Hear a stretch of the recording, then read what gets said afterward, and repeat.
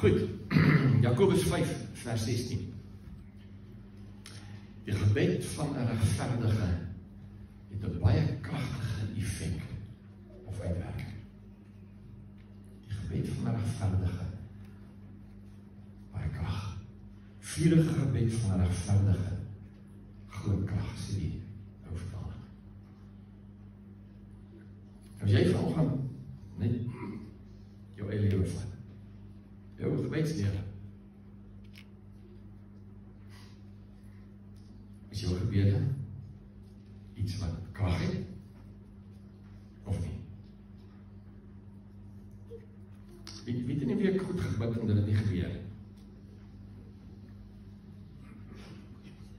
Wie het hard gebid en dit nie gebeur? Ok, kom ons kyk bietjie net daarna. Matteus 6 vers 7 sê, wanneer julle bid, moenie baie woorde sê en weer dieselfde dinge vra nie. Heidene bid so, want hulle dink dat hulle op grond van hulle baie woorde verhoor sal word. Moenie soos hulle wees nie, want julle Vader weet wat julle nodig het, voordat julle hom vra. Maar voor jy hom vra. So, hoekom dan bid? Wie is dit dan? As hy in Jakobus kom en hy sê, jou gebed, jy is regverdig, as jy wedergebore is, jy is gewas in die bloed van Jesus, dan is jy regverdig. En dan sê die woord, jou gebed het groot krag. Maar nou, hoe dan? Die Here het die hemel en aarde, die kosmos, die ganse skepping gemaak deur die gesproke woord. God spoke the world into existence. So, dink vir 'n oomblik aan, jy het dit al gehoor, maar dink net vir 'n oomblik aan. Hier staan die Here, of hy sit, of hy so, waar het hy gestaan, waar het hy gesit? Wel, ons weet nie. Maar hy besluit, dan moet hy expansel wees. Hy sê, laat het wees. En skielik is dit. Op grond van sy woord, op grond van wat hy sê. Dis al spikdonker en hy sê, laat daar lig wees, die volgende oomblik is daar lig. Hy, deur wat hy praat, deur wat hy sê, deur wat by sy mond uitkom, skep hy. Iets gebeur. Nou kom Spreuke 18 vers 21, hy sê, dood en lewe is in die mag van die tong.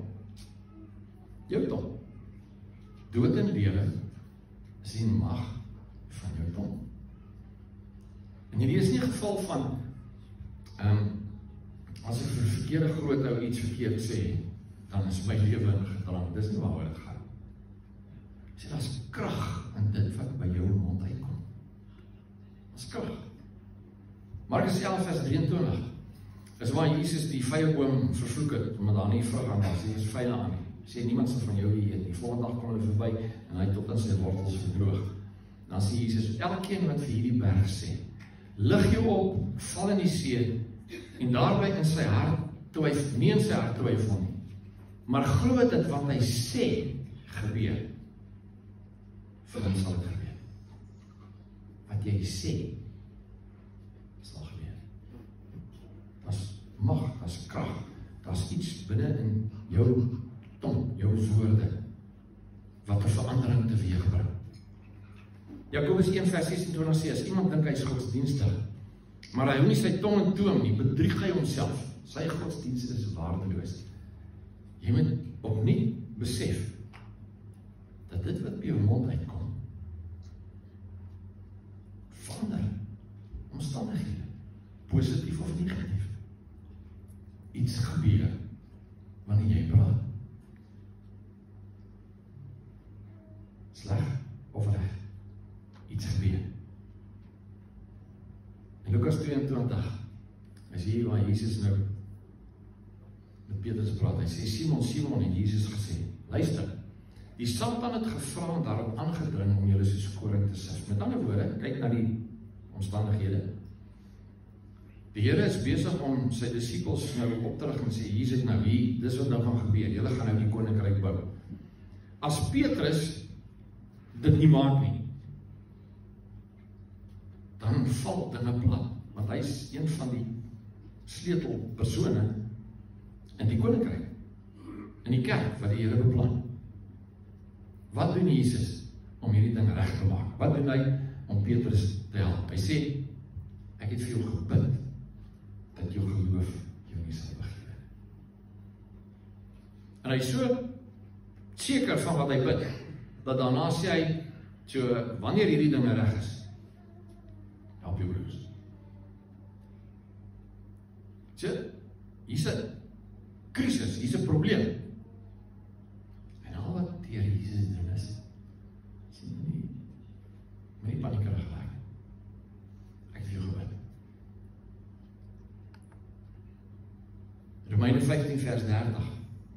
Paulus skryf, hy sê, ek versoek julle dan dringend broers in die naam van ons Here Jesus Christus, op grond van die liefde wat van die Heilige Gees kom, stry saam met my deur vir my te bid, dat God my veilig mag hou tussen al die ongelowiges in Judea, dat my hulp in Jerusalem aanvaarbaar mag wees vir die gelowiges daar. So, Paulus sê, luister, ek kan die ding nie alleen doen nie. Julle moet my help deur vir my te bid. Bid vir beskerming teen die boewe, en bid dat hierdie ouens met guns die offer sal aanvaar, dat ek verbring. Bid vir my. Dis wat hy sê.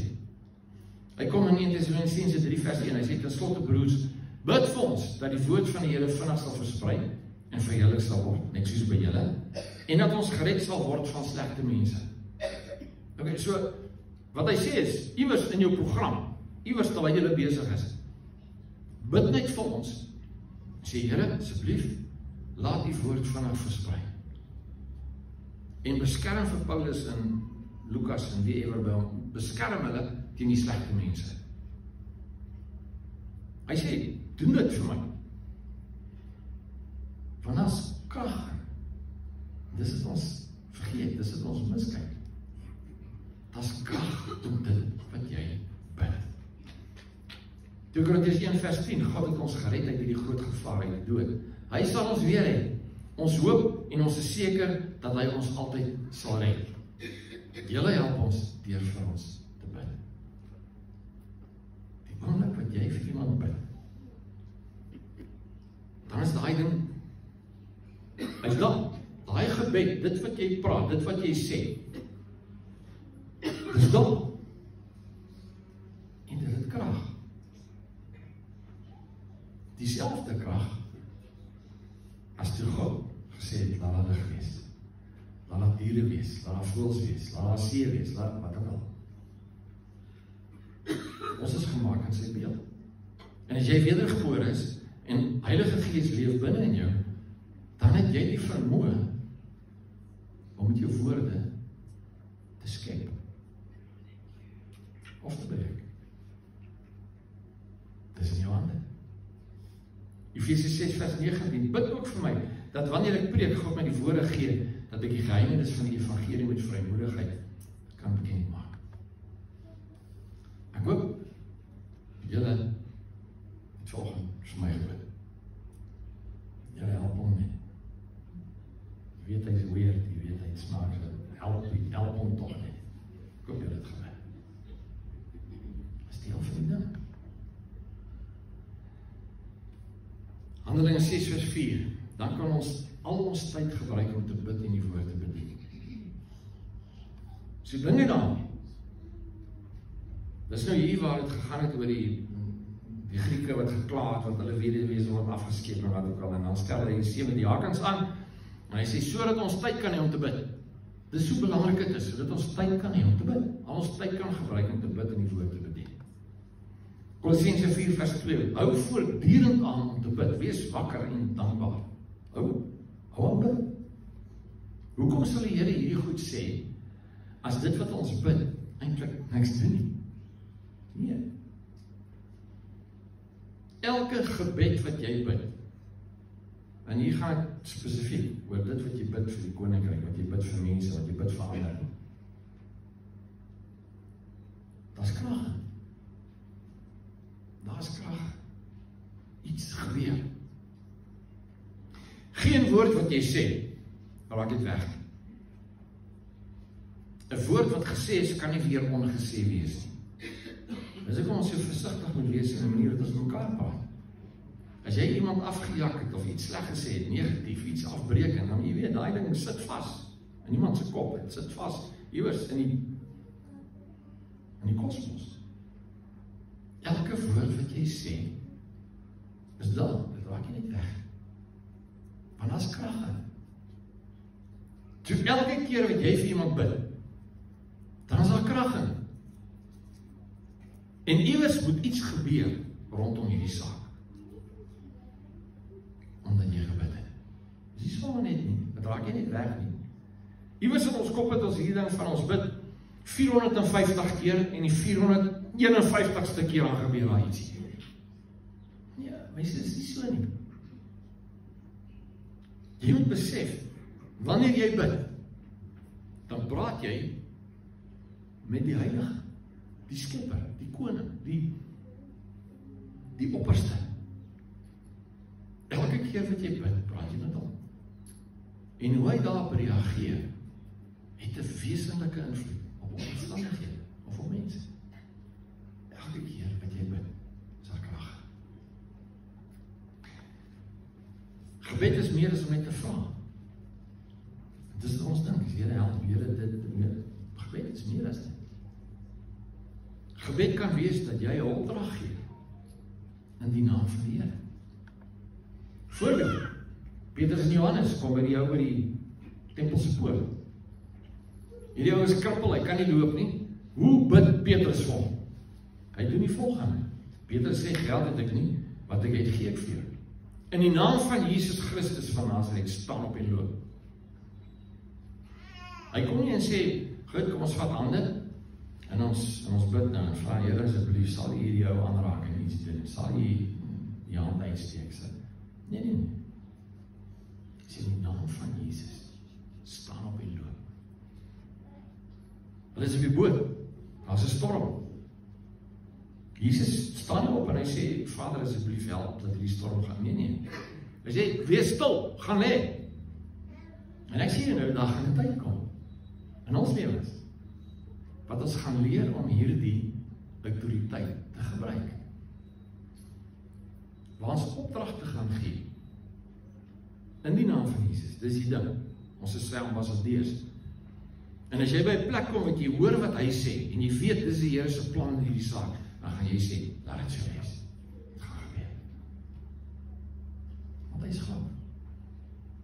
En hy gebruik ons opdrag in sy naam. Ja, maar jy weet, dis wat die Here sê, dis nie wat jy sê. Gaan 'n verhouding met hom. Gebed fasiliteer God se ingrype in enige situasie. So vir ons voel dit, hier gebeur nie veel nie, hier is nie, as jy in die oggend op jou gebedsmaatjie staan en jy bid en jy bid vir mense en jy noem hulle naam vir die Here. Vir ons voel dit baie keer, maar wat maak dit? Ek sê net vir jou, elke keer wat jy iemand se naam vir die koning noem, word daar iets vasgemaak. En dit is elke keer.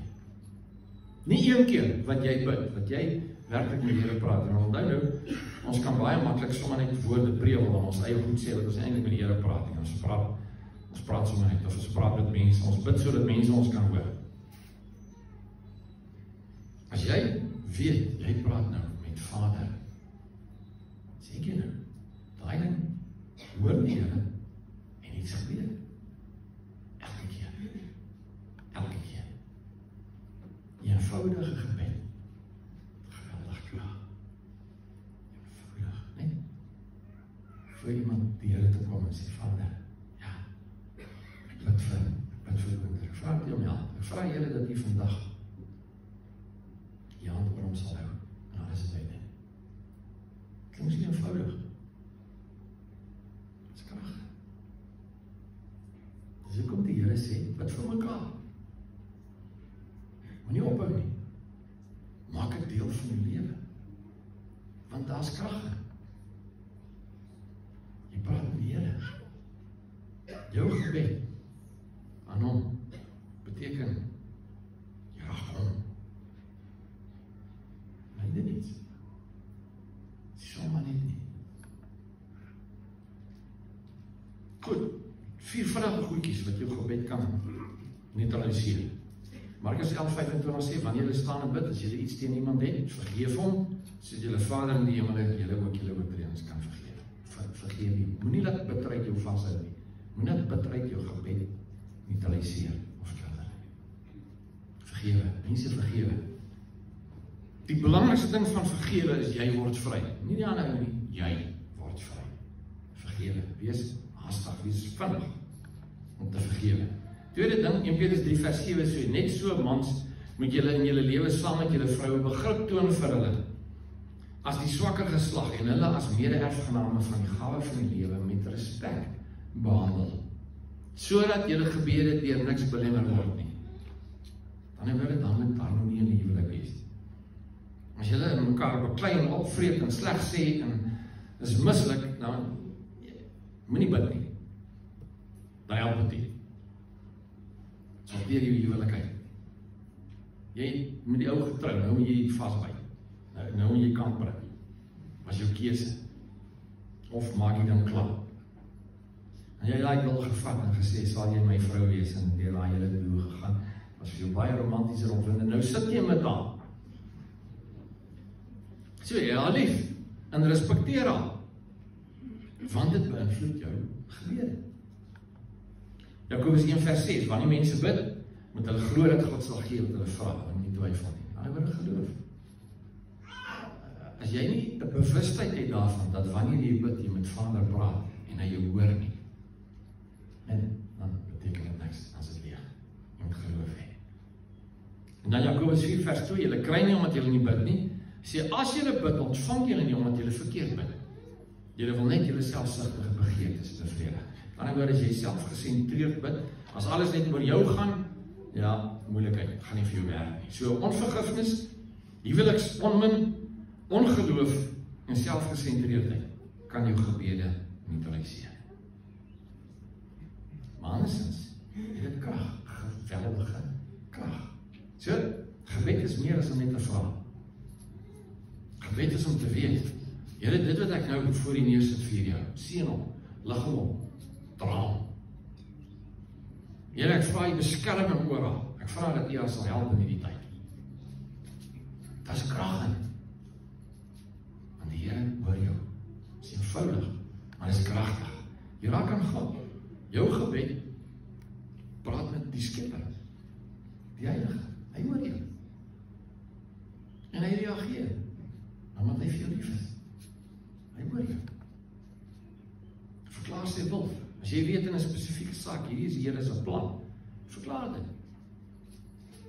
En ons gaan 'n tyd beleef, nie ver van nou af nie, wat ons hierdie goed gaan sien. En waar ons met siektes gaan kom en ons gaan sê in die naam van Jesus, sê ek nou vir hierdie kanker, gaan uit.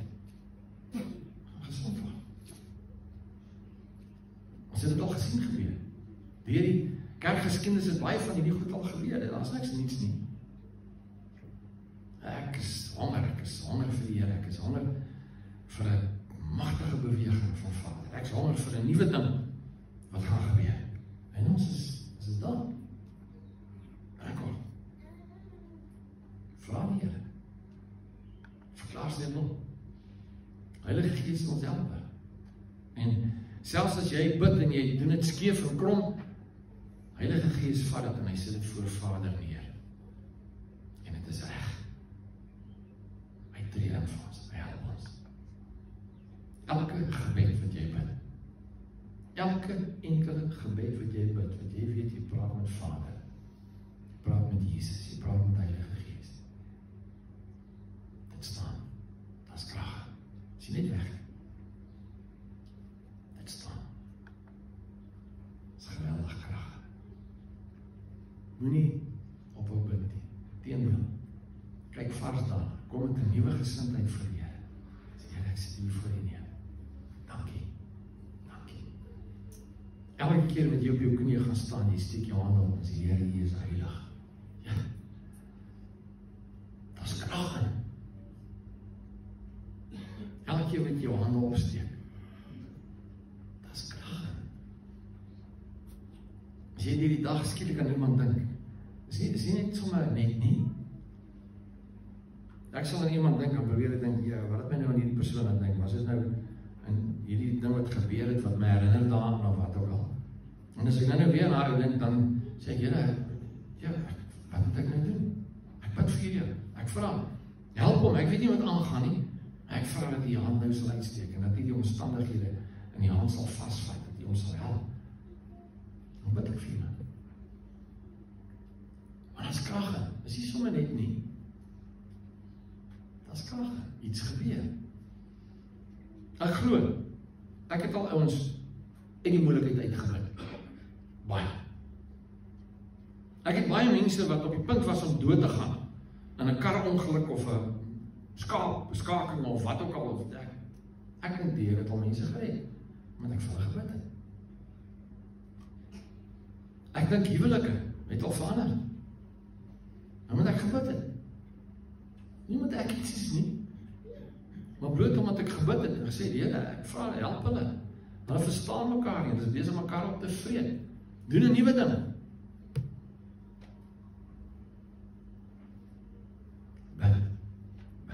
Nie ophou bid nie. Bid. En weet dat wanneer jy bid, iets gebeur. Is nie sommer net nie. Iets gebeur. Maar as wanneer jy weet, jy praat met hom, dan gebeur hy iets. Dis nie sommer net nie. As krag. 1 Petrus 4 vers 7, die einde van alle dinge is op hande. Ja, is nou baie naby, weet ons. Ek dink die wederkoms van die Here is baie moontlik dinsdagmiddag of Vrydag of volgende Sondag of oor 50 jaar, ek weet nie.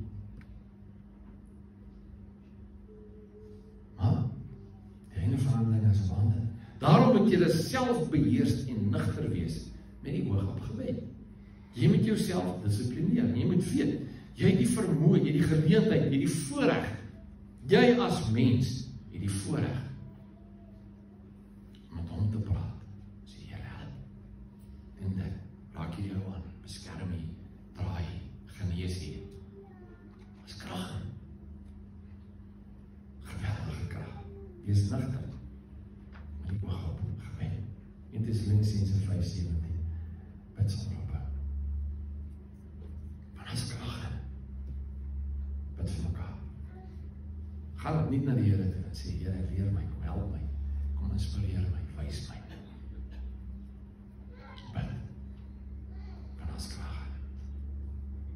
Kom ons bid.